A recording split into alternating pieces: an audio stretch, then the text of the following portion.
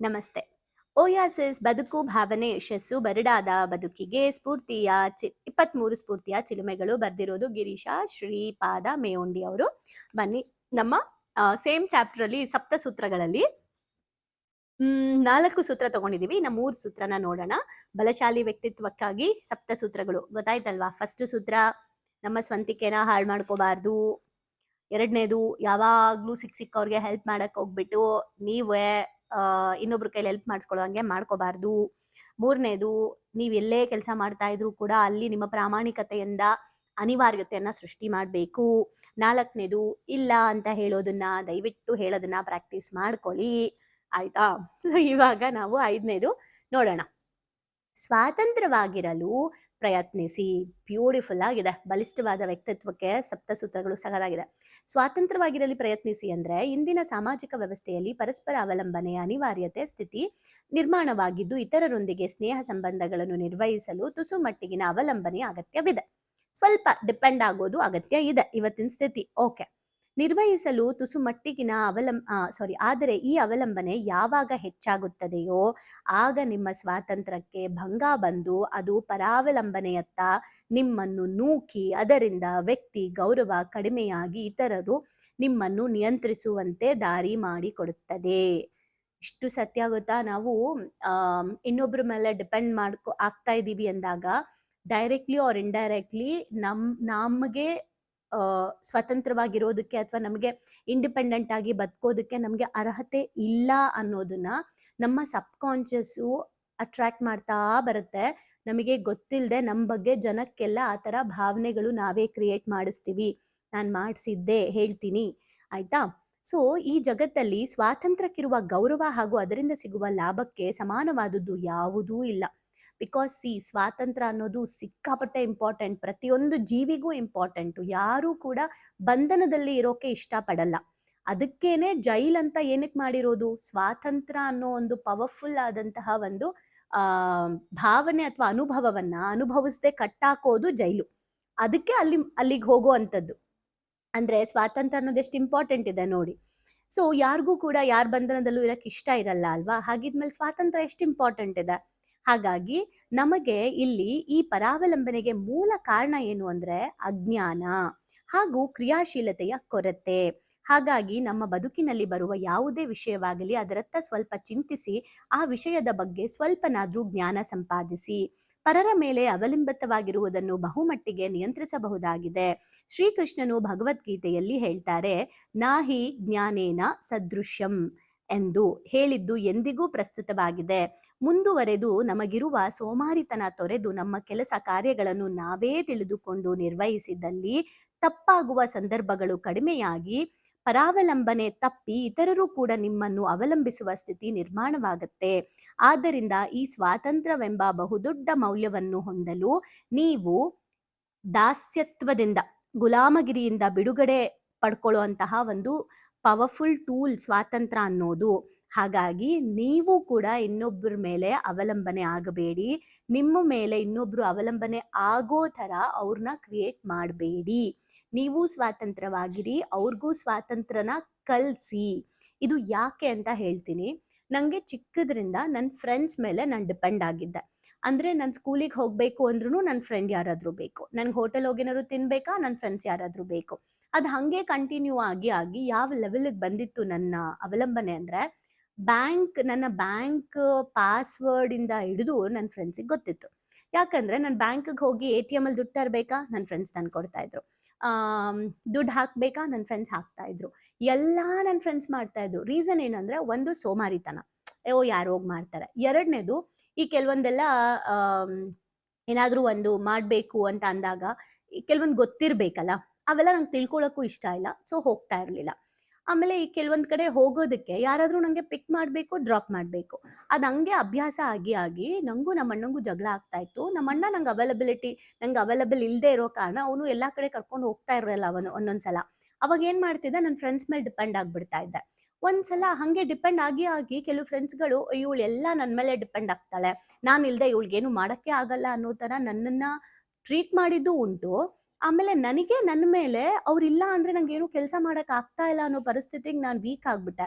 ಆದ್ರೂ ಸಹ ಅದು ಮುಂದುವರೆದು ಹೆಂಗಾಯ್ತು ಅಂದ್ರೆ, ನನ್ನ ಹಸ್ಬೆಂಡ್ ಮದ್ವೆ ಆದ್ಮೇಲೂ ನನ್ನನ್ನು ಎಲ್ಲಿಗೆ ಕರ್ಕೊಂಡು ಹೋಗ್ಬೇಕು ಅಂದ್ರು, ಎಲ್ಲಿಗೆ ಬಿಡ್ಬೇಕು ಅಂದ್ರು ನಂಗೆ ನನ್ನ ಹಸ್ಬೆಂಡ್ ಬೇಕೇ ಬೇಕು. ಇವಾಗ ನಾನೆಲ್ಲೋ ಊರಿಗೆ ಹೋಗ್ತೀನಿ ಅಂದ್ರೆ ಬಸ್ ಸ್ಟಾಪಿಗೆ ನನ್ನ ಹಸ್ಬೆಂಡ್ ಬಿಟ್ಟು ನನ್ನನ್ನ ಬಸ್ಸಿಗೆ ಹತ್ಸಿ, ಅಂದ್ರೆ ನಾನು ಅವಾಗ ವರ್ಕ್ ಮೇಲೆ ಬೇರೆ ಬೇರೆ ಕಡೆ ಹೋಗ್ತಾ ಇದ್ದೆ. ಸೊ ಈಗ ಈ ನೈಟ್ ಟೈಮ್ ಬರ್ತಾ ಇತ್ತು ಬಸ್ಗಳು, ಸ್ಲೀಪರ್ ಕೋಚ್ ಬಸ್ಸು.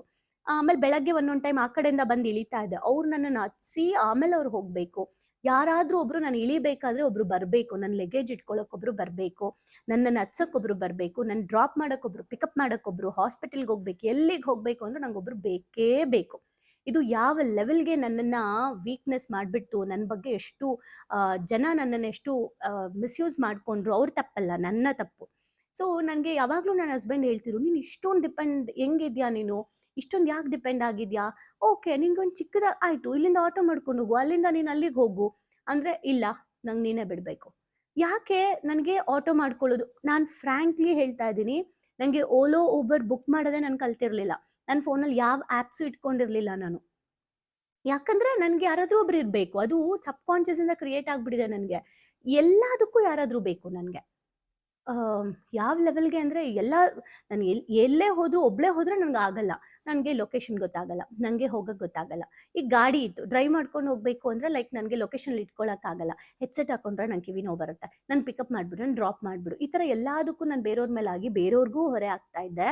ನನಗೆ ಒಂದ್ ಕಡೆ ಏನ್ ಗೊತ್ತಾ, ಯಾರಾದ್ರೂ ಬೇಕು ನನಗೆ ಅಂತ. ಯಾವಾಗ ನನಗೆ ನನ್ನ ಹಸ್ಬೆಂಡು, ನೀನ್ ಸ್ವಲ್ಪ ಇಂಡಿಪೆಂಡೆಂಟ್ ಆಗು, ತುಂಬಾ ಡಿಪೆಂಡ್ ಆಗಿದ್ಯಾ ಅಂತ ಹೇಳ್ಬಿಟ್ಟು ಅವ್ರು ಸ್ವಲ್ಪ ನನಗೆ ಸ್ಟ್ರಿಕ್ಟ್ ಮಾಡಿದ್ರು, ಅವಾಗ ನಾನೇನ್ ಅನ್ಕೊಂಡ್ಬಿಟ್ಟೆ, ಇವ್ರು ಸರಿ ಇಲ್ಲ, ನಾನು ಪಿಕಪ್ ಮಾಡಲ್ಲ, ನಾನು ಡ್ರಾಪ್ ಮಾಡಲ್ಲ ಅಂತ ನನಗೆ ಅವ್ರ ಮೇಲೆ ಬೇಜಾರಾಗ್ಬಿಟ್ಟು ನಾನು ಎಲ್ಲೂ ಹೋಗೋದನ್ನ ಬಿಟ್ಬಿಟ್ಟೆ. ಯಾರಾದ್ರೂ ಒಬ್ರು ಇರ್ಬೇಕಿತ್ತು ಅಂತ. ಬಟ್ ಆಮೇಲೆ ನಾನು ಪ್ರಾಕ್ಟೀಸ್ ಮಾಡ್ಕೊಂಡೆ. ಇವತ್ತು ಎಂಥ ಕಡೆ ಹೋದ್ರೂ, ಫಾರ್ ಎಕ್ಸಾಂಪಲ್, ಅನಿವಾರ್ಯತೆ ಇದ್ರೆ ನಾನು ಒಬ್ರನ್ನ ಹೆಲ್ಪ್ ತಗೋತೀನಿ. ಅನಿವಾರ್ಯತೆ ಇದ್ರೆ. ಇಲ್ಲ ಅಂದ್ರೆ ಎಲ್ಲಿ ಹೋದ್ರೂ ಓಕೆ, ನಾನು ಹೋಗಿ ನಂದೇನಿದೆ ನಾನು ನೋಡ್ಕೊಂಡ್ ಬರ್ಬೋದು ಅಂತ ಹೇಳಿ ಹೋಗಿ ಬರೋ ಅಷ್ಟು ಆಗಿದೆ. ಸೊ ಯಾರು ಇಲ್ಲ ಅಂದ್ರೂ ಅನಿವಾರ್ಯತೆ ಇದ್ರೆ ಮಾತ್ರ, ಅವ್ರಿಗೆ ಸಮಯ ಇದ್ರೆ ಮಾತ್ರ, ಅವ್ರಿಗೆ ಸಮಯ ಇದ್ರೆ ನನಗೆ ಅನಿವಾರ್ಯತೆ ಇದ್ದು ಅವ್ರಿಗೂ ಟೈಮ್ ಇರಬೇಕು. ಹಂಗಿದ್ರೆ ಮಾತ್ರನೇ ನಾನು ಸಪೋರ್ಟ್ ತಗೊಳ್ತೀನಿ ಹೊರತು, ಇಲ್ಲ ಅಂದ್ರೆ ಇಲ್ಲ, ನೋ ಪ್ರಾಬ್ಲಮ್, ನಾನು ಹೋಗಿ ಬರ್ತೀನಿ, ನಾನು ಮಾಡಿ ಬರ್ತೀನಿ, ನಾನು ಇಂಡಿಪೆಂಡೆಂಟ್ ಆಗಿ ಮಾಡ್ತೀನಿ. ರೀಸನ್ ಏನಂದ್ರೆ, ನನ್ನ ಬ್ರೈನು ನನಗೆ ಯಾವತ್ತೂ ನನ್ನ ಕೈಲಿ ಆಗಲ್ಲ ಅನ್ನೋ ಫೀಲ್ನ ಕೊಡಬಾರ್ದು. ಹಾಗೆ ಇನ್ನೊಬ್ರು ಕೂಡ ಇವ್ರು ಯಾವಾಗ್ಲೂ ಡಿಪೆಂಡ್ ಆಗ್ತಾರಪ್ಪ ಅಂತ ಅವ್ರಿಗೂ ಅನ್ಸ್ಬಾರ್ದು. ನನ್ನ ಸುತ್ತ ಇರೋರು ಇವ್ರು ಏನಪ್ಪ ಎಲ್ಲದಕ್ಕೂ ಚಿಕ್ಕದಕ್ಕೂ ಬೇರೆಯವ್ರ ಹತ್ರ ಹೆಲ್ಪ್ ತಗೊಳ್ತಾರೆ ಅಂತ ನಮ್ಮ ವ್ಯಕ್ತಿತ್ವ ರಾಂಗ್ ಆಗಿ ಕಾಣಿಸುತ್ತೆ ಬೇರೆಯವ್ರಿಗೆ. ಸೊ ನೀವು ವ್ಯಕ್ತಿತ್ವನ ನಿಮ್ಮನ್ನ ರೆಸ್ಪೆಕ್ಟ್ ಮಾಡಲ್ಲ, ಅವಾಗ ನಿಮ್ಮನ್ನ ಹಂಗೆ ನೋಡ್ತಾರೆ. ಅದಕ್ಕೆ ನಾವು ಯಾವತ್ತೂ ಇಂಡಿಪೆಂಡೆಂಟ್ ಆಗಿ ಸ್ವಾತಂತ್ರ್ಯವಾಗಿರ್ಬೇಕು. ಅದು ಕೂಡ ಒಂದು ಬಲಿಷ್ಠವಾದ ವ್ಯಕ್ತಿತ್ವ. ನಿಮ್ಮ ಮುಂದಿನ ಹೆಜ್ಜೆ ನಿಗೂಢವಾಗಿರಲಿ. ಇದು 6ನೇದು. ನೀವು ನೆಕ್ಸ್ಟ್ ಏನ್ ಮಾಡ್ತಿದ್ದೀರಾ ಅನ್ನೋದು ಸೀಕ್ರೆಟ್ ಆಗಿರ್ಲಿ. ನಾನಂತೂ ಬರೋ ಊರಿಗೆಲ್ಲ ಹೇಳ್ಕೊಂಡ್ ಬಂದ್ಬಿಡ್ತಿದ್ದೆ, ನಾಳೆ ಏನ್ ಮಾಡ್ತಾ ಇದ್ದೀನಿ, ನಾಳೆ ಎಲ್ಲಿ ಹೋಗ್ತಾ ಇದ್ದೀನಿ, ಏನ್ ಮಾಡ್ತಾ ಇದ್ದೀನಿ ಅಂತ. ನಂಗೆ ನಮ್ಮಮ್ಮ ಹೇಳ್ತಿದ್ದು, ದೃಷ್ಟಿ ಆಗತ್ತೆ, ಸ್ಟೇಟಸ್ ಹಾಕ್ಬೇಡ, ದೃಷ್ಟಿ ಆಗತ್ತೆ, ಅಲ್ಲಿ ಹಾಕ್ಬೇಡ, ಇಲ್ಲ ಹಾಕ್ಬೇಡ ಅಂತ. ನಾನು ನಾಳೆ ಏನ್ ಮಾಡ್ತಾ ಇದ್ದೀನಿ ಎಲ್ಲಾನು ಹೇಳ್ತಾ ಇದ್ದೆ. ನನ್ನ ಪ್ಲಾನ್ ಇಂದ ಹಿಡಿದು ನನ್ನ ಯೋಜನೆಗಳಿಂದ ಹೇಳ್ತಾ ಇದ್ದೆ. ಅದೆಷ್ಟು ಮಿಸ್ಯೂಸ್ ಆಗ್ತಿತ್ತು ಅಂದ್ರೆ, ನನ್ನ ಜೊತೆಲೇ ಇರ್ತಾ ಇದ್ರು. ನನ್ನ ಜೊತೆಲೇ ಇತ್ಕೊಂಡು ಕೂಡ ನನಗೇನೆ ನನ್ನ ಪ್ಲಾನ್ನ ಅವ್ರು ಯುಟಿಲೈಸ್ ಮಾಡ್ಕೊಂಡು ನನಗೆ ಪ್ರಾಬ್ಲಮ್ ಮಾಡಿದ್ದು ಉಂಟು. ಸೊ ಎಷ್ಟು ನಿಗೂಢವಾಗಿರ್ಬೇಕು ನಾವು ನಮ್ಮ ಪ್ಲಾನ್ ಇಂದ. ನಿಮ್ಗೂ ಎಕ್ಸ್ಪೀರಿಯನ್ಸ್ ಆಗಿದ್ಯಾ? ಓಕೆ. ಸೊ ಕೆಲವೊಬ್ರು ಬಹಳ ಸರಳ ವ್ಯಕ್ತಿ ಅಂತ ಅಂದ್ಬಿಟ್ಟು ನಮ್ಮ ಜೀವನದಲ್ಲಿ ನಾವೇನು ಮುಚ್ಚಿಡಲ್ಲಪ್ಪ, ನಾವು ಓಪನ್ ಬುಕ್ ಅಂದ್ಬಿಟ್ಟು ಇರೋ ಬರೋದನ್ನೆಲ್ಲ ಹೇಳ್ಕೊಂಡ್ಬಿಡ್ತಾರೆ. ಆದ್ರೆ ಈ ಜಗತ್ತಿನಲ್ಲಿ 99% ಈ ರೀತಿ ಯಾರು ಇರೋಲ್ಲ. ಒಂದು ವೇಳೆ ಯಾರಾದರೂ ಇದ್ರೆ ಅವರ ಸಂಖ್ಯೆ 1%ಗಿಂತ ಕಡಿಮೆ ಇರಬಹುದು. ಇಂದಿನ ಆಧುನಿಕ ಯುಗದಲ್ಲಿ ಸುಳ್ಳೇ ಸಾಕಷ್ಟು ಪ್ರಚಲಿತದಲ್ಲಿದ್ದು, ಸತ್ಯವನ್ನು ಹೇಳಲು ಹಿಂಜರಿಯಬೇಕಿದ್ದು, ಕೆಲವು ಸಾರಿ ನೀವು ಬರೀ ಸತ್ಯವನ್ನ ಹೇಳಿದ್ರೂ ಕೂಡ ಅದಿವತ್ತು ದುಬಾರಿ ಆಗ್ಬಿಟ್ಟಿದೆ. ಹಾಗಾಗಿ ಈ ರೀತಿಯ ಪೊಳ್ಳು ಸಂಗತಿಗಳಿಂದ ಬಲಶಾಲಿ ವ್ಯಕ್ತಿತ್ವವನ್ನ ನಿರ್ಮಾಣ ಮಾಡ್ಕೊಳ್ಳಿ. ನಿಮಗಿರುವ ಹಿತಶತ್ರುಗಳಿಂದ ನೀವು ತೊಂದರೆಗಳಿಂದ ಪಾರಾಗಬೇಕು ಅಂದ್ರೆ ನೀವು ನೆಕ್ಸ್ಟ್ ಏನ್ ಮಾಡ್ತಾ ಇದ್ದೀರಾ ಅನ್ನೋದನ್ನ ಹೇಳ್ಬೇಡಿ. ಅದರಲ್ಲಿ ಮುಖ್ಯವಾಗಿದ್ದೇನಂದ್ರೆ ನಿಮ್ಮ ಭವಿಷ್ಯದ ಪ್ಲಾನಿಂಗ್ಸ್.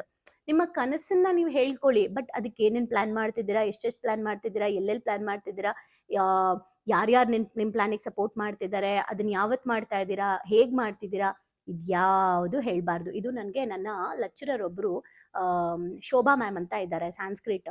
ಸೊ ಅವರು ನನಗೆ ಹೇಳಿದ್ರು, ನಾನು ಈ ಒಂದು ಫೀಲ್ಡ್ಗೆ ಬರೋಕ್ ಮುಂಚೆ, ಅಂದ್ರೆ 2020 ಅಲ್ಲಿ ನಾನು ಕೆಲವು ಕ್ಲಾಸಸ್ ಎಲ್ಲ ಮಾಡ್ಬೇಕಾದ್ರೆ ಅವ್ರ ಹತ್ರ ಮಾತಾಡ್ಬೇಕಾದ್ರೆ, ತಾರಾ, ಮನೆಗೆ ಕರೆಸಿದ್ರು. ಸೊ ತಾರಾ, ನಿಂಗೊಂದು ವಿಷಯ ಹೇಳ್ತೀನಿ. ನೀನು ತುಂಬ ಒಂದು ದೊಡ್ಡ ಮಟ್ಟಕ್ಕೆ ಖಂಡಿತ ಬೆಳಿತೀಯಾ, ಆ ಎಲ್ಲ ಲಕ್ಷಣಗಳು ನನಗೆ ಕಾಣಿಸ್ತಾ ಇದೆ. ನನ್ನ ಒಂದು ಕಿವಿ ಮಾತನ್ನ ನೀನು ನೆನ್ಪಿಟ್ಕೋ, ಸಜೆಷನ್ ಅಂದರು. ಹೇಳಿ ಮ್ಯಾಮ್ ಅಂದೆ.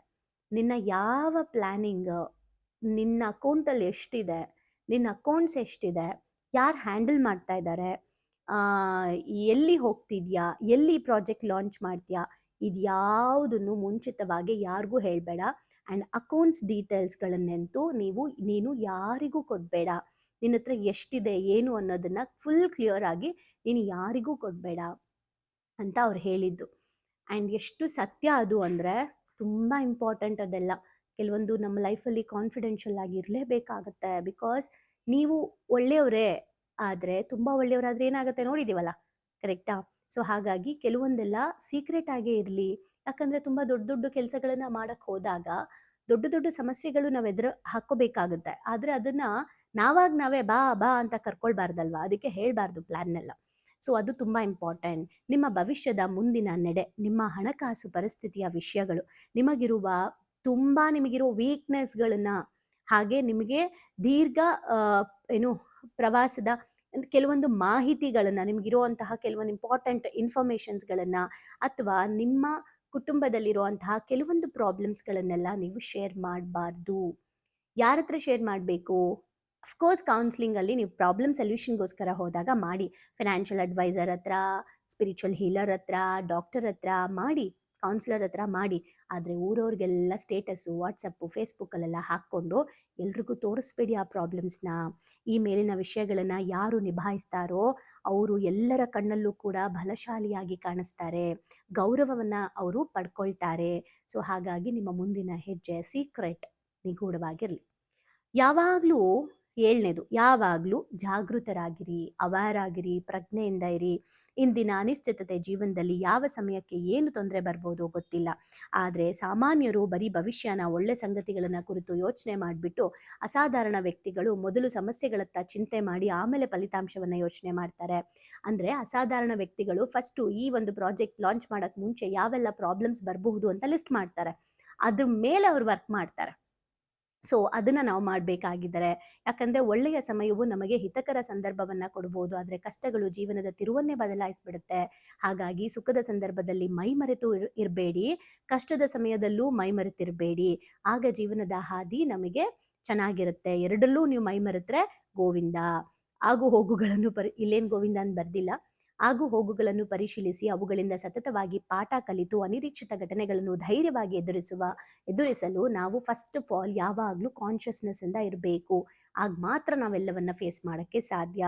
ಒಟ್ಟಾರೆ ಸ್ವಾರ್ಥಪರವಾದ ಈ ಜಗತ್ತಿನಲ್ಲಿ ಇತರರಿಂದ ಮೋಸ ಹೋಗದಂತೆ ನಾವು ಸಬಲವಾಗಿ, ನಮ್ಮಲ್ಲಿ ಒಳ್ಳೆತನ ಇದ್ದು ಒಳ್ಳೆ ಕೆಲಸ ಮಾಡಬೇಕು ಅಂತ ಇದ್ದು ತುಂಬ ಜನಕ್ಕೆ ಒಳ್ಳೆಯದನ್ನು ಮಾಡಬೇಕು ಅಂತ ಹೊರಟಾಗ ನಿಮ್ಮ ಬದುಕನ್ನು ಕಟ್ಟಿಕೊಳ್ಬೇಕು ಅಂದರೆ ನೀವು ಸಾಧಾರಣ ವ್ಯಕ್ತಿತ್ವಕ್ಕಿಂತ ಅಸಾಧಾರಣ ವ್ಯಕ್ತಿತ್ವವನ್ನು ಅಳವಡಿಸ್ಕೋಬೇಕಾಗಿದೆ. ಕಷ್ಟ ನಷ್ಟಗಳು ಎಲ್ರಿಗೂ ಬರುತ್ತೆ. ಸಾಧಾರಣ ವ್ಯಕ್ತಿಗಳು ನೋವನ್ನು ಎದುರಿಸೋಕ್ಕಾಗದೆ ಓಡೋಗ್ತಾರೆ, ಆದರೆ ಅಸಾಧಾರಣ ವ್ಯಕ್ತಿಗಳು ಆ ನೋವನ್ನೇ ಗೆಲುವಾಗಿ ಮಾಡ್ಕೊತಾರೆ. ಸೊ ಹಾಗಾಗಿ ನಾವು ಆ ಎಲ್ಲ ನೋವುಗಳನ್ನು ಮೆಟ್ಟು ನಿಂತು ಯಶಸ್ವಿ ಆಗಬೇಕು ಅಂದರೆ, ಜೀವನವನ್ನು ಆಸ್ವಾದಿಸಬೇಕು ಅಂದರೆ ನಮಗೆ ಬಲಿಷ್ಠವಾದ ವ್ಯಕ್ತಿತ್ವ ರೂಪುಗೊಳ್ಬೇಕು. ಹಾಗಾಗಿ ನೀವೆಷ್ಟು ಬಲಶಾಲಿಗಳಾಗಿರಬೇಕು ಅಂದರೆ ಜನರು ನಿಮ್ಮ ಬಗ್ಗೆ ಪರ್ಸ್ನಲಿ ಮಾತಾಡೋಕ್ಕೆ ಹೆದರಬೇಕು, ಅಷ್ಟು ಪವರ್ಫುಲ್ ಆಗಬೇಕು ನೀವು. ಹಂಗೂ ಮಾತಾಡ್ಕೊಳ್ಳಿ, ಅವ್ರು ನಮ್ಮ ಬೆನ್ನಿಂದ ಇರ್ತಾರೆ ಅಂತ ನಾನು ಯಾವಾಗಲೂ ಹೇಳ್ತಿರ್ತೀನಿ, ಹಂಗೆ ಅನ್ಕೊಂಡು ಬಿಟ್ಬಿಡಿ. ಸೊ ಹಾಗಾಗಿ ನಾವು ನೋಡಿದ್ವಿ ಅಲ್ವಾ, ಬರೀ ವ್ಯಕ್ತಿತ್ವನ ರೂಪಿಸ್ಕೊಳ್ಳೋದು ಒಂದು ನೋಡಿದ್ವಿ, ಆದರೆ ಏನು ವ್ಯಕ್ತಿತ್ವ ರೂಪಿಸ್ಕೊಳ್ಳೋದ್ರಲ್ಲಿ ನಾವು ಎಷ್ಟೊಂದು ವಿಷಯ ನೋಡಿದ್ವಿ ಅಲ್ವಾ.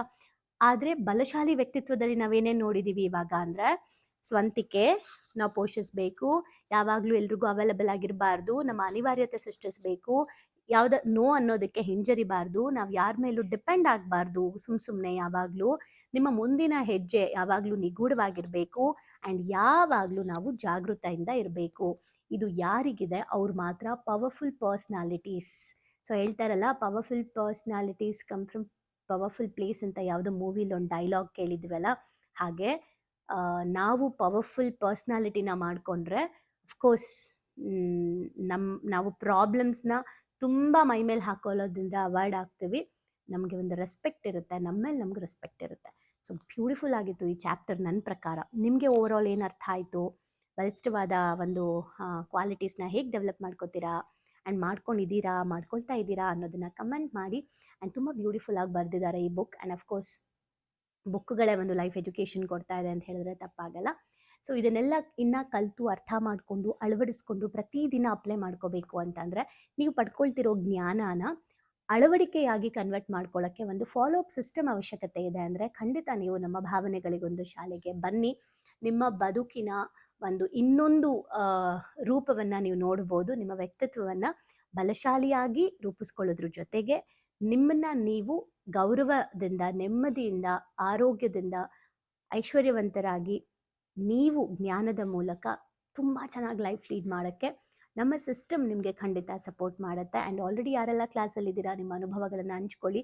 ಬರೋರಿಗೆ ಒಂದು ಭರವಸೆಯನ್ನು ಕೊಡಿ ಬದುಕಿಗೆ, ಆ್ಯಂಡ್ ಸ್ಫೂರ್ತಿಯನ್ನು ಕೊಡಿ. ಇನ್ನೊಬ್ಬರ ಲೈಫ್ಗೂ ಕೂಡ ನಾವು ಓಯಾಸಿಸ್ ಆಗಿ ವರ್ಕ್ ಮಾಡೋಣ. Thank you.